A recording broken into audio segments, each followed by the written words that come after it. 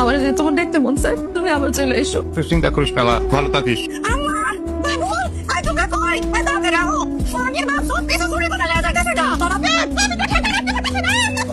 ভাবি, আপনি এসব কি কইতাছেন? আমার আম্মা চোর কইতাছেন কেন? আমার আম্মা তো কোনো কিছু চুরি করে নাই।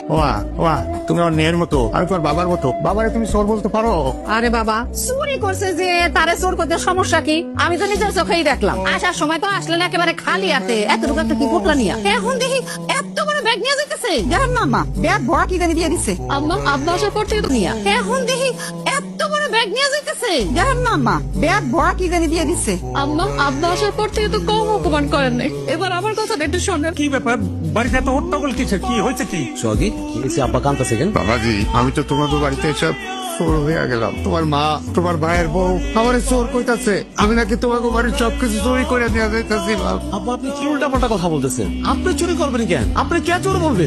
এই চোরের চোর বলতে সমস্যা কই? ও, তুই তো আবার সবকিছু চোখে দেখোস না। কারণ নামেও যেমন সোহাগী, ওই রকম সোহাগ দিয়া তোমার চোখ অন্ধ করে রাখছে। তুমি তো কিছুই এখন বোঝো না। চুরি করছে না তা কি করছে? হ্যাঁ, আসার সময় এইরকম একটা পোটলা নিয়ে এসে, আর এখন তুমি চাইলে কত বড় একটা ব্যাগ নিয়ে এসে।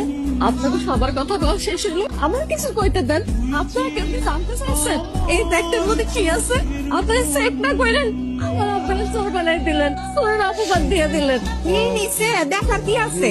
হ্যাঁ, বাড়ির মূল্যবান জিনিস বইটা দিচ্ছ ব্যাগের ভিতরে। তোমাকে বাড়ির যে কি অবস্থা তা তার আমাকে কারো জানার বাকি নাই। ভাবি, তোমার ভেতরটা যে এত নোংরা এটা আমার জানা ছিল না। আচ্ছা ভাবি, তুমি আমার একটা কথার উত্তর দাও। আমার বউ তোমার কি ক্ষতি করছে? যে গরিব ঘরের সন্তান, তাই বলে সে মানুষ না? তার কোনো আত্মসম্মান নাই? তার বিয়ে হবে না? তার সংসার হবে না? এই যে লোকটা আজকে সে গরিব বলে তার মেয়ের সামনে তাকে চোর বানাতে তোমাদের বুকটা একটু কাঁপলো না?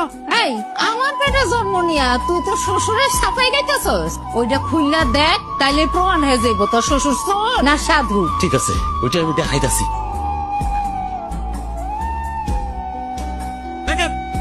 দেখো, ভালো করে দেখো, চোখ খুললে দেখো, বড় বড় চোখ দিয়ে দেখো। এই বাড়ির সমস্ত সোনা গয়না টাকা পয়সা সবই ব্যাগের মধ্যে ভইরা বেড়াই নিয়ে যেতেছে। এ তো খালি বক্স। ভাই, এগুলো হইতেছে খাবারের খালি বক। ভাই তুমি বলো, এগুলোকে চুরি করে? মা তুমি বলো, এগুলোকে চুরি করে?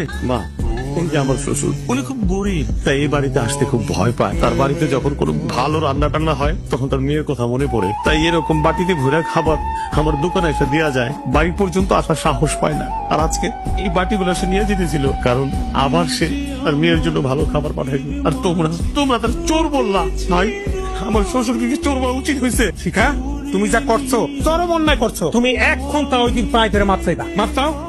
তোমার মাথা কি ঠিক আছে? তুমি কি কইতাছো? এখানে তো আমার ক্ষমা চার প্রশ্নই উঠে না। এক একজনে এমন বিচারক হয়েছে যে দেখলে মানে মেজাজ খারাপ হয়ে যায়।